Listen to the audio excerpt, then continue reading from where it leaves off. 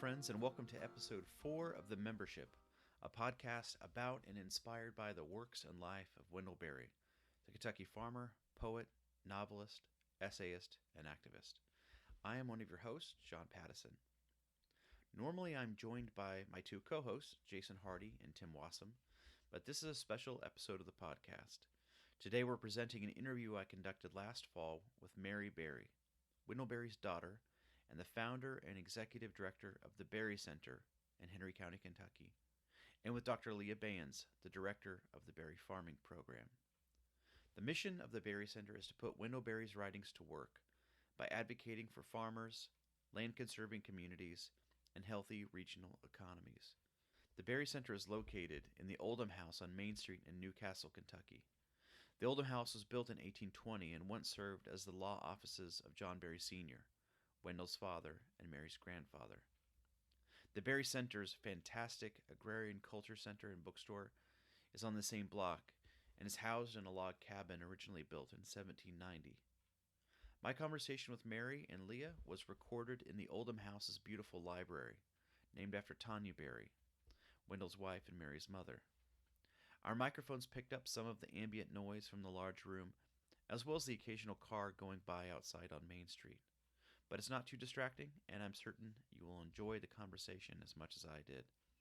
And so, here is my interview at the Berry Center with Mary Berry and Dr. Leah Bayens. It's my great honor to be joined by Mary Berry, the founder and executive director of the Berry Center, and by Dr. Leah Bayens, the director and dean of the Berry Farming Program. Thanks both for being willing to do this. I know you're both busy. Thanks for taking the time. Happy to talk. Yeah. So I thought we'd talk kind of generally about the Berry Center and then dig in deeper into the farming program in particular. Mary, the mission of the Berry Center talks about putting Wendell Berry's writings to work by advocating for farmers, land-conserving communities, and regional economies. And certainly, I would imagine that your father, Wendell Berry, will be the most familiar to our listeners. But the Berry Center also builds on the work of your uncle, John Berry Jr., as well as your grandfather, John Berry Sr. And so I'm wondering if you could talk a little bit about the two of them. I'm happy to talk about the two of them. They devoted their lives to this place, to land conserving community, and an economy that would support good farming. My father says often of his father that he did the important work and he and his brother just took it up. Mm-hmm. And now we've taken that work up at the Berry Center. Mm-hmm. And that work was and is to put a stabilizing economy under good farming. Mm-hmm. And my grandfather did that around tobacco farming, which was the mainstay, the backbone of the good agriculture that existed here for a long time. He was the principal author of the Burley Tobacco Program that lasted from 1941 until 2004. Mm.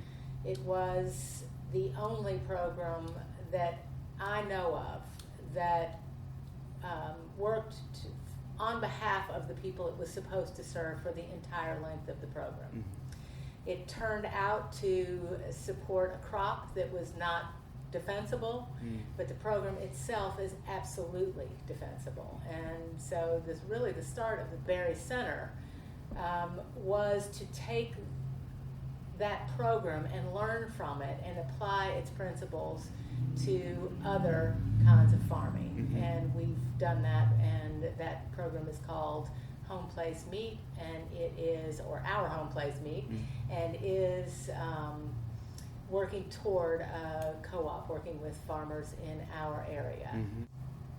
I'd like to talk a little about what replaced the tobacco program. That was my next question was, okay. 63 years, right. And it went out in 2004. What happened since then? In the late 80s, early 90s, when at that point I was farming full-time and did farm full-time until I started the Berry Center. We started with our community trying to ready tobacco-dependent farmers for the loss of tobacco because we knew it was coming. There was some excitement and interest around local production for local markets. I look back on those days with a good deal of sorrow, really, because when we My family and I organized meetings to talk about what was going to come after tobacco, and those rooms were full of farmers. Those farmers have mostly died or left or at least sold their farms. They didn't have heirs that wanted to farm. And I think the important thing that I would like people to think about is the fact that many people, I think, still believe that we lost tobacco as a crop because of the health issue. I don't think that's entirely true. I think we lost the crop to the global marketplace and free market pressure and so on. But what has replaced the very good, highly diversified tobacco farming around here, that meant that when I started farming, we had 5 acres of tobacco. We also had a dairy. We also had forage crops. We had subsistence agriculture, and so on and so forth. And we were not alone. The land, that's how the landscape looked. It looked diversified. Yeah. What has replaced tobacco is the corn and soybean production that doesn't belong, I don't think it belongs anywhere, but it certainly doesn't belong on our fragile, rolling landscape. So, I think it's important to make this point, because I'm asking that people think more holistically, if you will, about farming, and about how you can't just you can't ask a farm culture to move fast enough to replace something that's been grown for hundreds of years with something else that doesn't have a definite market. It doesn't have any kind of price stability. No one knows how much to produce. And so what we now have is the highly erosive, highly toxic production of corn and soybeans, and farmers are going broke doing that. Yeah. So we didn't replace tobacco with health. I mean, in the long run, our friend Wes Jackson says the tobacco program was probably better for health than corn and soybeans. Yeah. Now, I am not advocating for tobacco. I'm not interested in it. But I am interested in people who know how to farm and how they're going to be able to afford to farm. So maybe you'd like to know a little about the tobacco program. Yeah, I would like that. The program was and can I, would you mind going all the way back to the story that your dad told about your grandfather? Because I think that's an origin story of sorts that I think is really helpful. Yes, I think the tobacco program, as it existed for how many years? Many years. Yeah, 60 something. It existed finally out of the work my grandfather did, because of a story that happened in this county about 5 miles from here in 1908. My grandfather and his family were sitting around a table talking about what they might do with the proceeds for their tobacco crop that year. They were not out of debt, so some of it was already spoken for, but they thought there might be some extra, and they were enjoying, as families do, talking about what might be done with the extra. My grandfather remembered his the sound of the horse's hooves leaving on the driveway late at night, with his father leaving to watch the sale of the crop. My great-grandfather came back the next day with nothing after he had paid the warehouse fees. So an entire year's work came down to nothing. And my grandfather would say to us then, when he would tell the story later, he said, I thought then, if I could do something about this, I will. And he also would tell us that he remembered farmers leaving warehouses with tears running down their faces.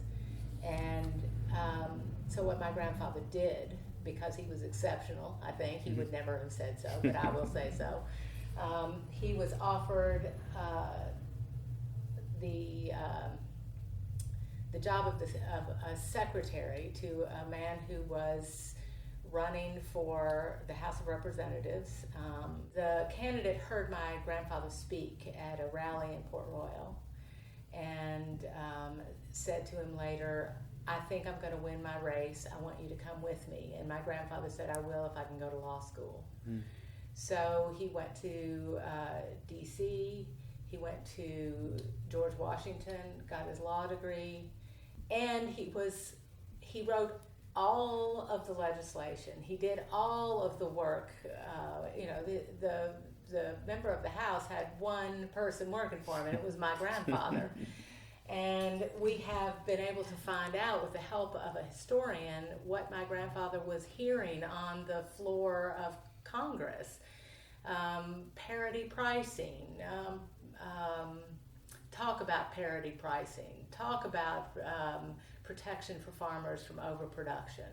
And he applied what he learned. I mean, it was a kind of, I mean, if you are a Christian as I am, it was a kind of remarkable coming together of grace, maybe. So when my grandfather finished law school, he came home and he passed the bar, first in his class, and I believe then went back to Washington, and the person he was working for said, there are all kinds of jobs for you. And he said, I want to go home. And the same journey your dad, the same decision your dad made. That's right. And the same decision I made and my brother made, although I don't think either one of us are geniuses. Anyway. You seem pretty exceptional to me. So my grandfather would say, I was looking out my office window and thinking, do I want to look at tar paper roofs or do I want to look at grass? And he made the decision that he wanted to come home. So he came home and he applied while also practicing law. He applied what he had learned to what had already been done to try to protect tobacco farmers. There had already been an attempt by a man named Judge Bingham. It was a good try, but it had failed, and that program was dormant when my grandfather came home. I'm not sure dormant is the right word, but it was not. Yeah. So Big John took up what had been done, and he applied what he had learned, and with the help of others, he put together the Burley Tobacco Program, which protected farmers from overproduction, protected the land from overproduction, kept our population stable, kept the knowledge, the cultural knowledge, that seamlessly passing from one generation to another. This is a culture. Yes. And this is what we're after again.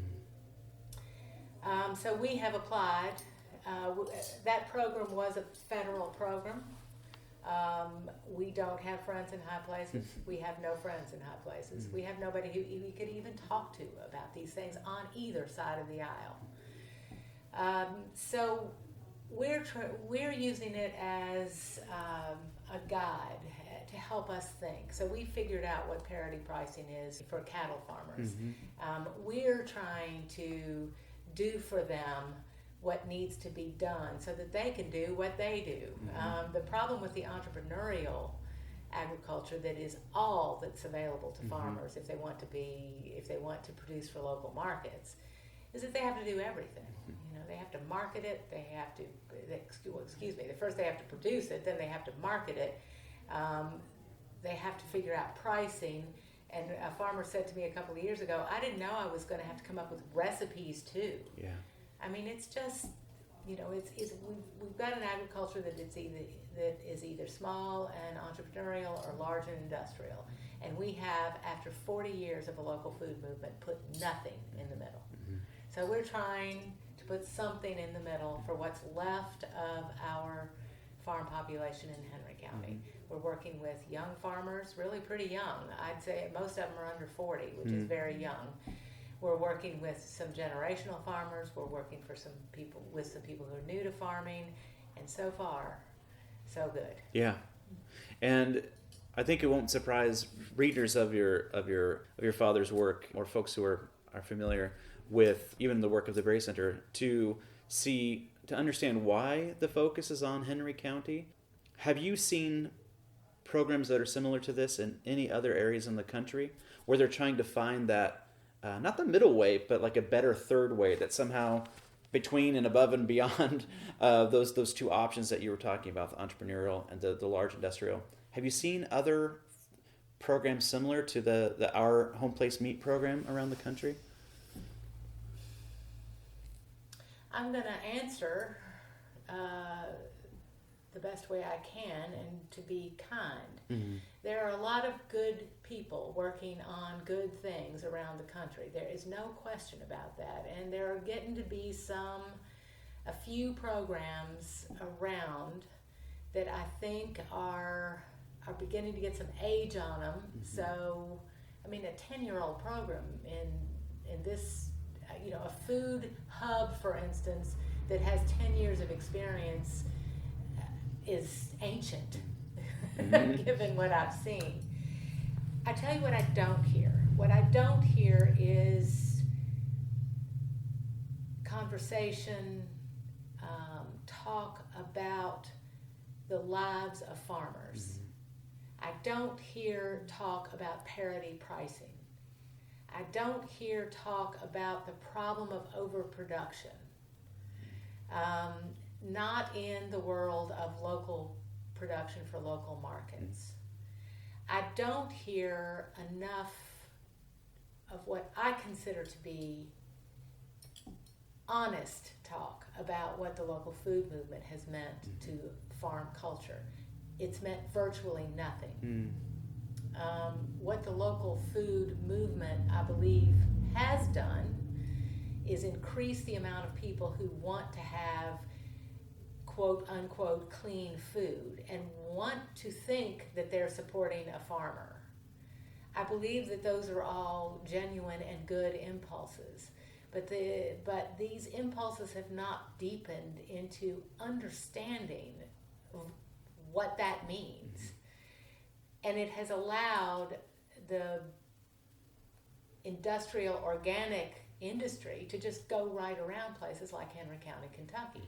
So the farmers that are left in Henry County who are either interested or in some way, in a few instances, are still producing for local markets, are competing now against everybody. They're competing against each other.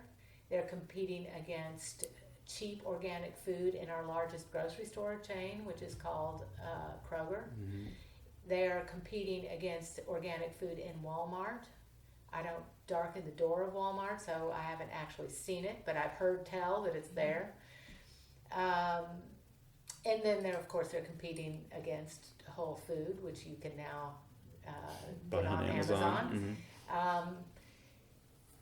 So my husband and I speak often of this local food system that we heard so much about and thought while we were trying to get past dependence on tobacco, and we were both early producers of organic food and food for local markets.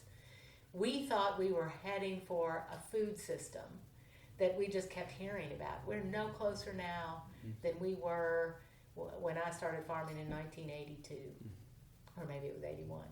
Not long on days. So if the local food movement is going to mean anything, it's going to have to get past food to some point in some ways. It's going to have to deepen into conversation about land use and the people who understand how to use the land, which leads us to everything we're doing here. My father tells a story of two horse breeders talking. It was probably 20 years ago. It may have been more than that now. And one horse breeder says to the other, and they're breeders of draft horses, draft animals, and one says to the other, will we ever get the horses back? And the second horse breeder says to the other, we can get the horses back. How are we going to get the people back? So because of the loss of knowledge from generation to generation? The people are gone. 16% of us, or I the heard rural people. 15%. at the Land Institute, so we're down a percentage. So I have to change everything I'm saying. 15% of us living in rural places. Of that percentage, less than 0.75% farming. Of that percentage, how many are farming sustainably? Yeah. So if the people interested, and I believe that there is good interest in good food, who do they think are going to raise it? Who's going to do this work? And how are they going to know how? So that's our work with the Wendellberry Farming Program of Sterling College. And it's important to say that we're a program of Sterling College. The program will be in Henry County. It will only be in Henry County, but we're using Sterling's accreditation. And to use that accreditation, we must be a program of Sterling. Okay. The Sterling that is not in Kansas, it is in Vermont. Yeah. We have 2 other programs here that I think would interest your listeners. The archives are just taking my grandfather's and my uncle's and my father's intelligence and learning from it ourselves, but also making it available to scholars who want to study things like co-ops and how you might go about this work. And also from the literary side of things, where my father's work comes from. I mean, to understand my grandfather and my Uncle John, who was also a lawyer and who took up my grandfather's work, to understand all 3 men is to understand my father's work. The other program that I think is always worth talking about it is the Agrarian Literary League that's coming out of the bookstore that you visited. This is an attempt, it's the 2nd year of an attempt to get people together in this community to talk about something other than politics because we're so polarized. And so it's worked. My daughter Virginia, who you met, started it last year. She picked one of my father's novels called Memory of Old Jack to start it. When I started the Berry Center, I knew we wanted to do something like this. I just hadn't put a shape around it. But when she picked my father's book, I thought, oh, honey, this could hurt if people don't respond. But I kept my mouth shut, and she raised enough money locally to buy everybody who wanted to be a part of the program a free book. We gave away 300 copies. 20 new book groups were formed. They're still going. They're now involved in the 2nd year. The book group leaders just met with Daddy in the boardroom at the Berry Center Saturday morning to talk this time about a book called A Lesson Before Dying, to talk about race and agrarianism here. I was not able to attend, but it went on for 3 or 4 hours. Wow. It never got to politics. It was all about what's happened here. We're doing the first tour of Henry County, led by an African American who grew up here.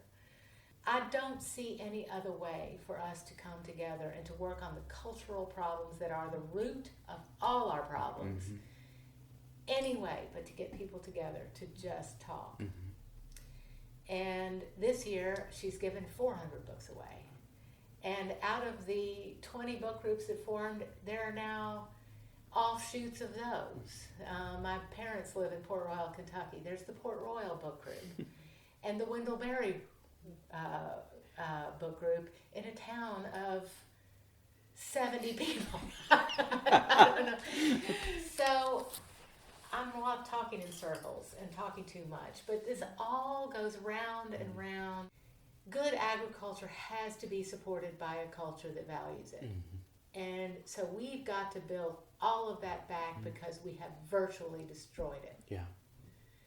And so you asked why Henry County. Well, Henry County is where we're from.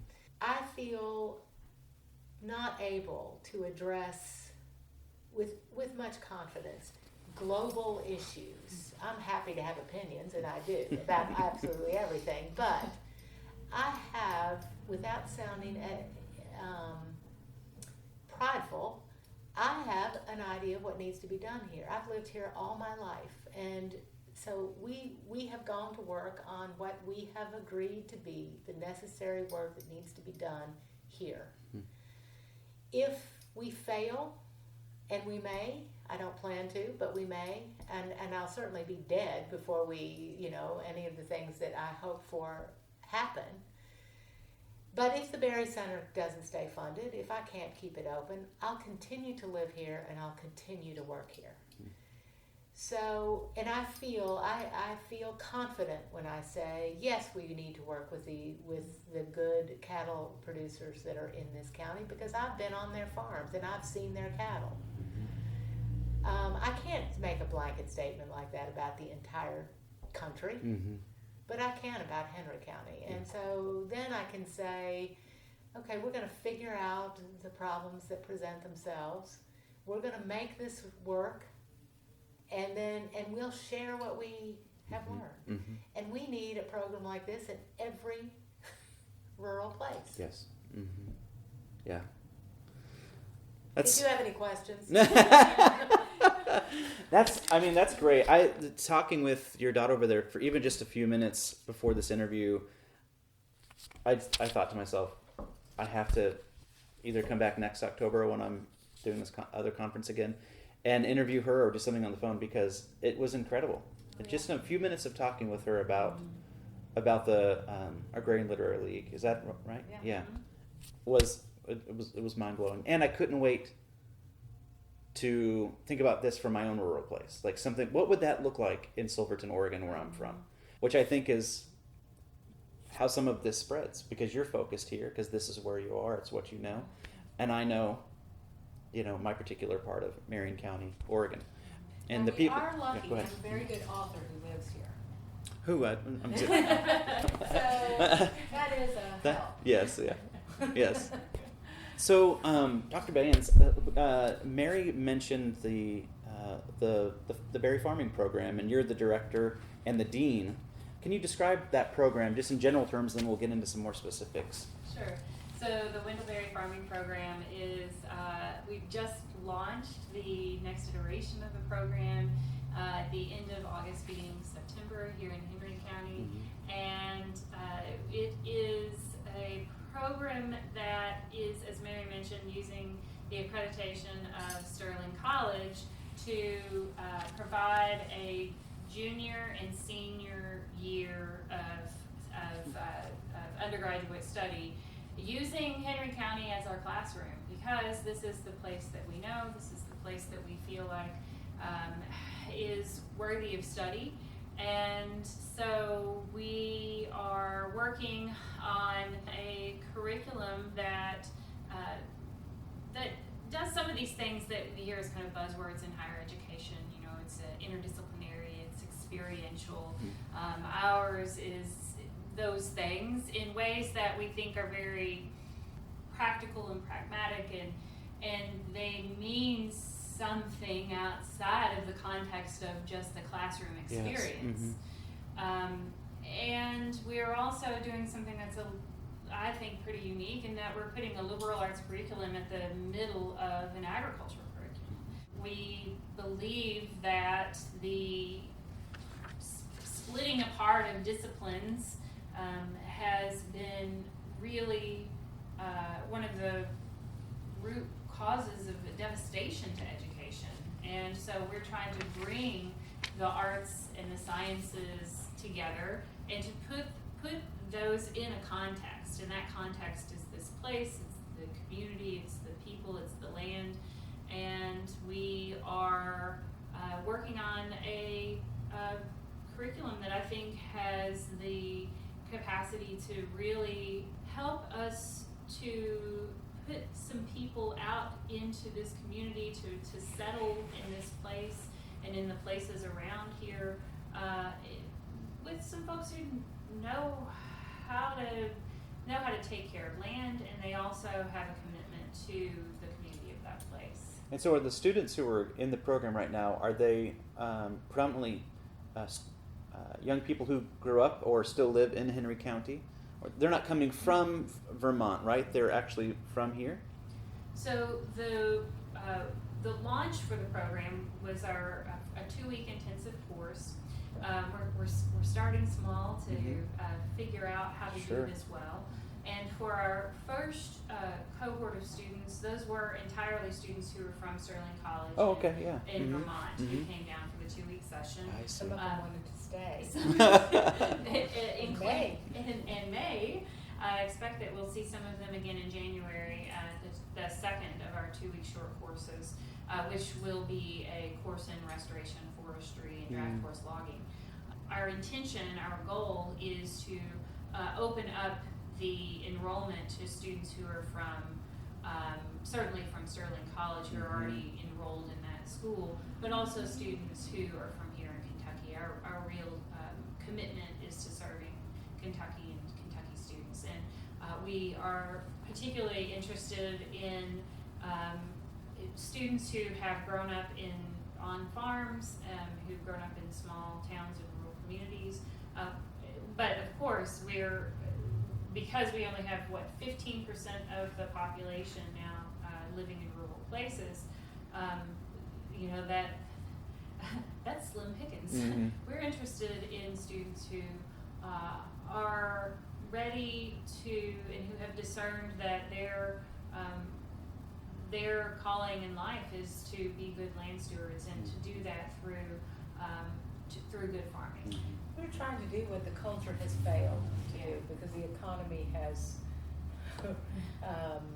wrecked farm culture. That's We're right. trying to get these kids not just the education that a citizen of this country ought to have, but we're also putting them together with people who have the cultural knowledge, Mhm. Right. who can make a living on using and reusing and fixing and so on. So, if we had the culture that my father grew up with, there'd be no reason for this. Mhm. But now there's a desperate reason Yeah. for this. As far as I'm concerned, the work that Leah is doing is the most important work in education today, and I'm not exaggerating like I usually do. I'm serious. And Go Sterling. ahead. Mhm. Right. I've heard or read both in interviews that you've given and an article in which you were interviewed. I've heard you describe this as education for homecoming, or like students majoring in homecoming. And can you? I love that way of describing it. Can you? What does that mean? So we snagged that phrase from Wes Jackson, who talked about the fact that in higher education, not just in higher education, he was specifically giving a commencement address of college, and so he's talking about higher education, but in education generally, the only major that we ultimately have is a major in upward mobility. And really what that is doing is it's instilling in all of us this idea that mobility, upward and otherwise, is an acceptable goal, and that in fact that if that's not your goal, then there must be something wrong with you. And so the alternative is a major in homecoming, is one that would make it possible for people to know how to live well in a place, would instill the virtue of being a placed person, which means in as much as it is possible for you to be able to stay in a place. And we recognize there are lots of reasons why people can't stay in places. Yeah. We have an economy that has displaced generations of people and continues to do that.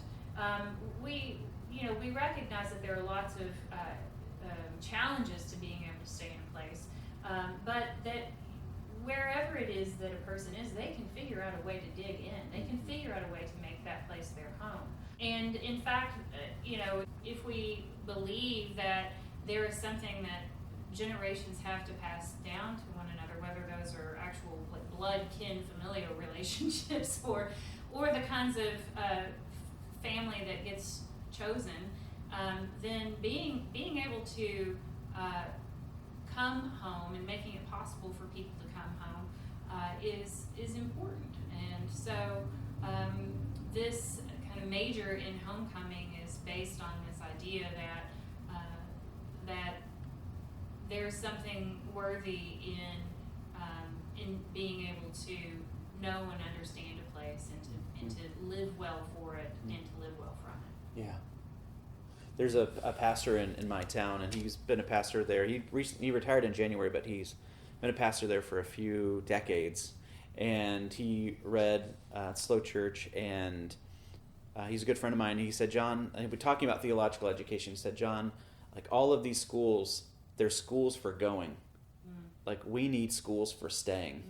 And I feel like it's speaking in about theological education, like, but very similar to what you're describing. Well, and the thing is that when conflict comes up, as it inevitably does, when you have committed to a place, then if it's somebody, we were speaking earlier about this idea of, what's going to happen when you have a conflict with somebody that you're going to see at the grocery store, or you're going to see at some other community event. Your paths are entwined with one another. Then that changes it changes the stakes, and it means that even if you have a conflict, well, you're probably going to have to figure out a way to get over that. I mean, you're going to have to figure out a way to work together if you depend on one another. And I've experienced that recently when there's been a conflict, and I felt like, okay, I'm really upset about this, but I'm in this with these people. I'm in this with this person, and so I'm gonna have to figure out how to work through this. And and that's Mary's talked about that in terms of the part of what was this kind of saving remnant of a tobacco culture, is that even when people came from very different political, religious, personal standpoints, they work together. I think we have an interesting opportunity in Kentucky. We're letting it go, which of course we always do, but the tobacco program ended in 2004. So what's happened across the country and really around the world happened a little later here. And at the end of the tobacco program, I knew things would be difficult, but things happened that I didn't foresee happening. The church I'd gone to for 25 years fell completely apart. Differences in political thinking and social issues became absolutely important. Yeah. They'd been there all along. We had a pastor who all along, he'd had been there by then 15 years, I think. His feelings about politics and some social issues were well known. I mean, he wasn't political from the pulpit, but he certainly was in Bible studies and so on. He knew what he thought. When we lost the tobacco program and we lost the culture that had us all doing the same things at the same time, worried about the same things. When that ended, then I'll use him as an example because it happened in other ways too. The differences some people felt with him resulted finally in him being literally run out. Mm-hmm. Yep. And that's what's happened to the country. Mm-hmm. We lost our shared culture and our shared language so quickly that I still am my head is still kind of reeling from it. But I want to say also that the operating principle of the Berry Center has been from the start to find where the culture that we had is still working, and figure out how to strengthen what's here. Yeah. Mm-hmm. Which I think has been a real weakness of the local food movement. It has tried to apply a culture of organics or biodynamics or permaculture or whatever. This is the reason we began with, after a lot of working and a lot of trying to figure out where to start, we began with cattle because the average tobacco herd in Kentucky is 27 cows. This is small farming. Small. Mm-hmm. So, and I can talk more about that, but I won't right now unless you want me to. But what I do want to say is one of the things that is still working sort of in Henry County is the fact that there are churches everywhere and there are people going to them. So we have entered into not a partnership, but a sort of relationship with the church that I grew up in Port Royal. It has two really wonderful pastors, a man and a woman, who are married, John and Amber Inscore Essick. John teaches at the Baptist Seminary of Kentucky. Yeah. My mother helped start this when the Louisville Seminary, Southern Seminary, went kind of crazy. We stopped being able to get ministers out here who kind of understood what we were trying to keep going. And so she, in response, with other people, started this kind of an alternative Baptist seminary. So we are now, this is part of the farming program in a way, is to work with young people who want to take up ministry, to take up a life of ministry. And we are trying to educate some to come to a place like Henry County and make a home, just as we're asking that young people who want to farm do the same thing. So what if, and now I go to imagining, we're not allowed in my family to be optimistic, but we are. We are hopeful. We are it's our duty, as our Father says, to be hopeful. And I am hopeful, actually, but not in the middle of the night lately, but in the daytime I'm hopeful. What if more of the churches in this county, what if they were hearing from the pulpit something based on not just agrarian Christianity, and if the churches were working, not just as consumers and whatever they do, but working to strengthen what's left out here. What would that mean? Yeah. Well, and I feel like the churches have been just as susceptible as other parts of the culture that you're talking about to the effects of industrialization, McDonaldization. It's something we've talked about in our books, McDonaldized religion. But I believe as a Christian that, and I think maybe this is something your dad even talks about somewhere, we can't segment life. And we are shown that when we look even at the root of the word holiness. The root for the word holiness is the same root as the word for wholeness and the word for health.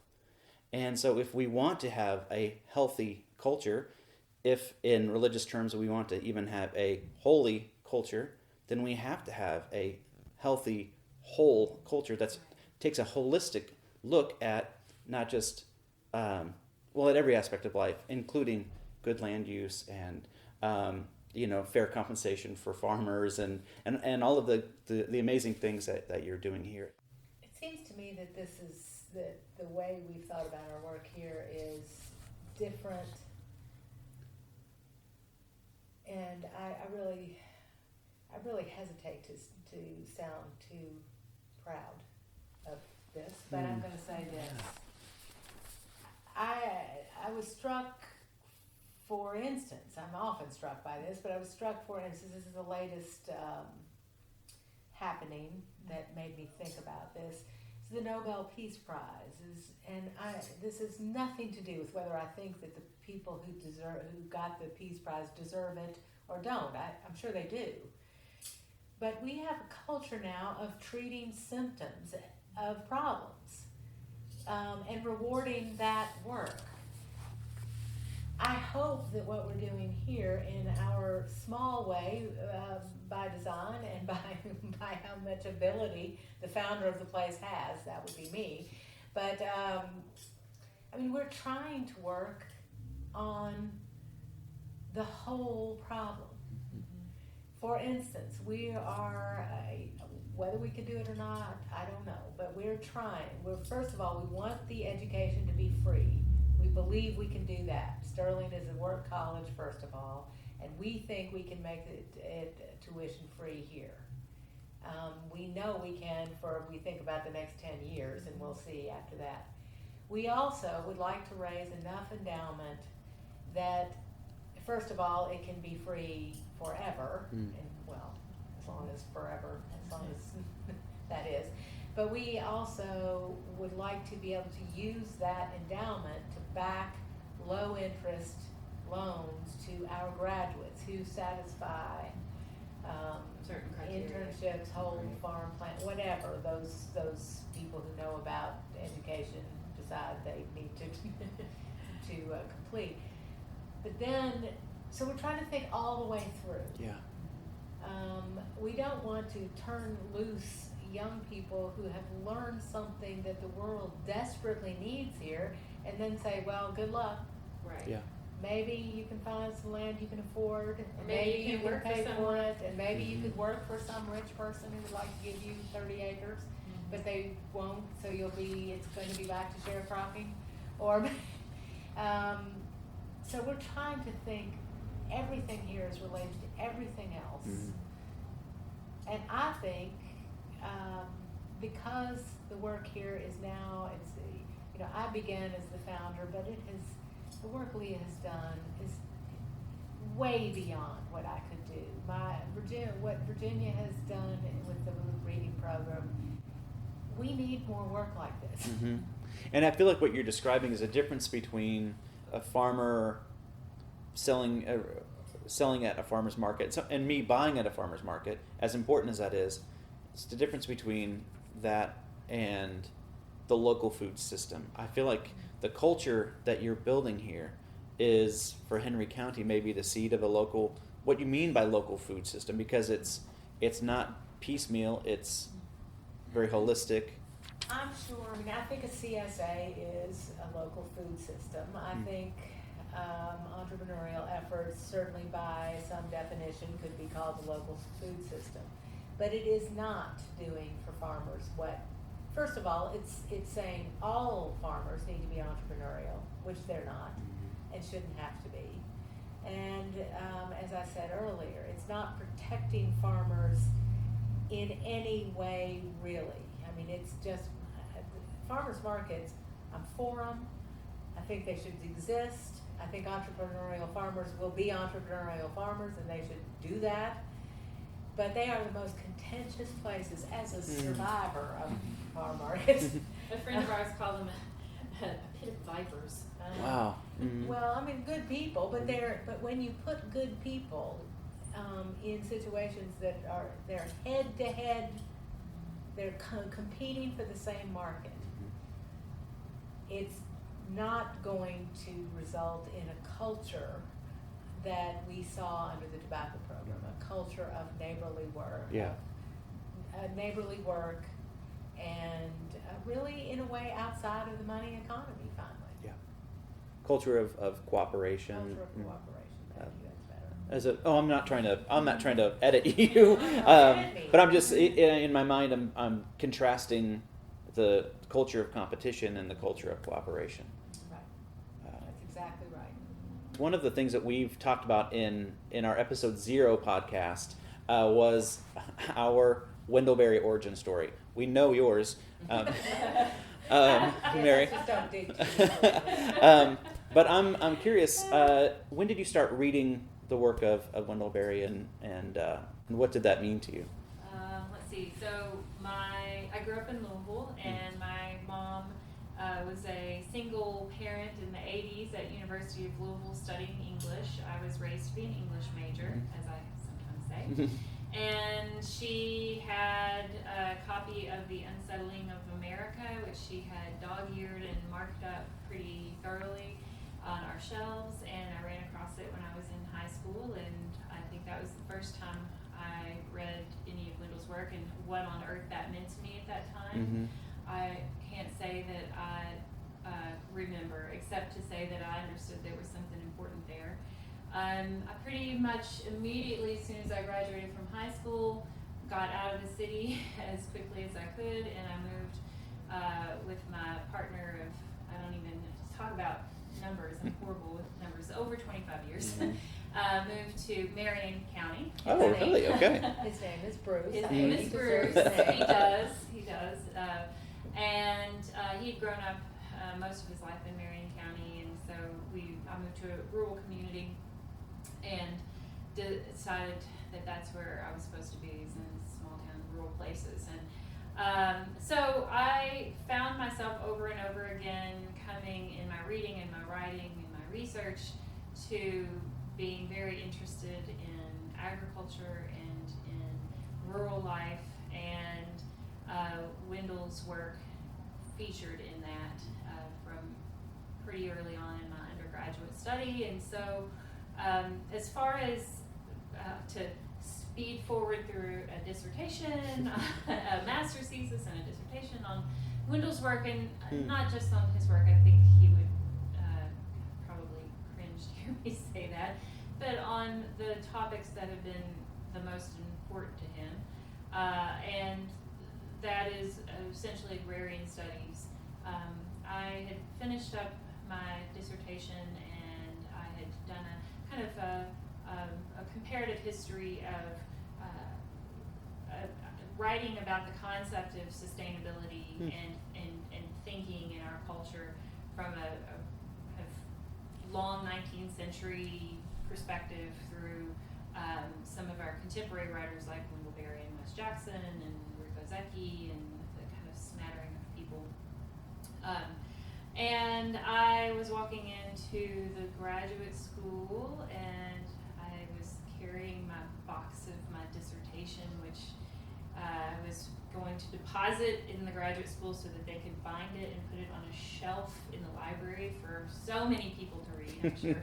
And I ran into a mutual friend of ours named Morris Grubbs, who has been from the entire time I was at the University of Kentucky, he and I have been friends. We have mutual interest in Wendell's work, and I subbed for his classes when he had to be out because we were interested in the same things. And so anyway, he was working in the graduate school and working on professionalization for folks, and said, "Oh, well, what kind of school do you want to be at?" And I said, "Oh, well, if I had my way, I'd be at a small liberal arts college that's experiential and that's interdisciplinary, and I'd be able to work on agrarian studies." And he said, "Step into my office." And he and Mary had been talking about a program that she had envisioned that was exactly that. And so I started a conversation with Mary, and turned out that the idea of putting a liberal arts education at the center of a farming program was what she had in mind. And when she said, who do I get to direct this? Who could lead this up? I said, "Oh, you do a national search. You find somebody to there's so many people who'd be just pleased to do this." And she said, "Well, why don't you do it?"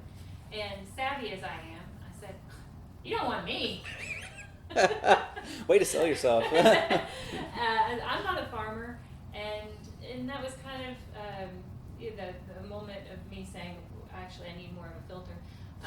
And she said, "I'll step aside and let you think about this for a second." And when she came back, I said, "Oh, actually, yes, this is my life dream. I would love to do this work." And to be able to figure out how to really emphasize the culture of agriculture and to bring together in a holistic way the ways that her father's work has and should be applied to education. I think those were really, it's just been an incredible, the things you say, it's an incredible opportunity, but it's been a way to live out the thing that's closest to me. Yes. Yeah. Beautiful. That's wonderful. Thank you. Well, the two of you have been incredibly generous with your time. I want to make sure that our listeners know where to go to learn more about the Berry Center, and if they feel so inclined to become a supporter. My wife and I make all of our decisions together about where we donate. and we're modest monthly contributors to the Berry Center, and that was a no-brainer for us because of the work of your dad. It's transformed our lives and how we live in our particular place, and the ongoing work of the Berry Center is really incredible. So, Mary, how can people find out more about the Berry Center and give if they feel so inclined? Well, I'm my father's own daughter when it comes to these kinds of things, Okay. but I believe you can go to our website. Okay, yeah. And you can find ways to become a member, Mm-hmm. a way to become a member, and we're grateful for that. You know, we use always or to start this membership program, we thought of a character of my father called Burley Coulter. Yes, it Yeah. is. Mm-hmm. And I should he know. said, I'm nicknaming myself. I know, I can't remember any proper noun today, but anyway, he said, we're all members one to another. The difference is that some of us know it and some of us don't. And so we are so grateful for the support we've had from people who are members of my father's Fort William membership. So there are ways to find out how to become a member of and to help our work online, and there are ways to contact us we have a phone number and we have email, and so thank you for asking. And and I just have to commend this space, which is incredibly beautiful. Visit us. The bookstore is beautiful. I'm going to and be you after can this order interview. things online. Okay, from the From the bookstore. bookstore. It supports, if you want to buy my father's books and you would like to buy them from something other than Amazon, unless you have a good local bookstore where you should go. Mm-hmm. But if you want to order online, Virginia gets things signed by Daddy, and so yes, That's support great. the bookstore. Yeah, thank you so much for this great morning. This is really a treat for me, and I'm grateful for your generosity. Well, thank you Yeah, for your thanks. interest and for coming. Yeah.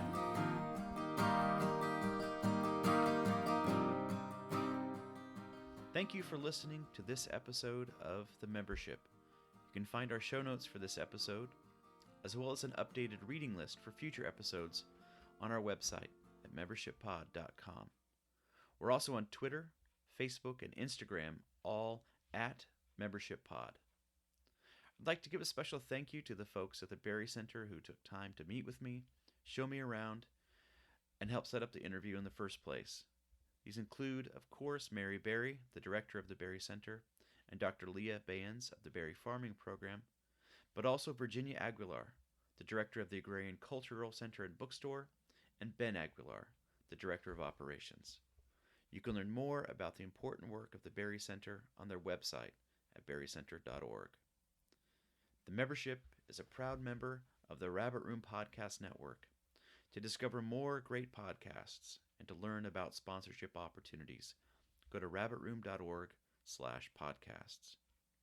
We'd like to ask a favor. If you're enjoying this podcast, would you head on over to iTunes and leave a review or rating? We already have 42 5-star ratings, which is heartening for such a young podcast. Thank you for your support and for being our conversation partner around these important themes. Finally, I'd like to thank my wife, Kate Pattison, for her help editing this episode.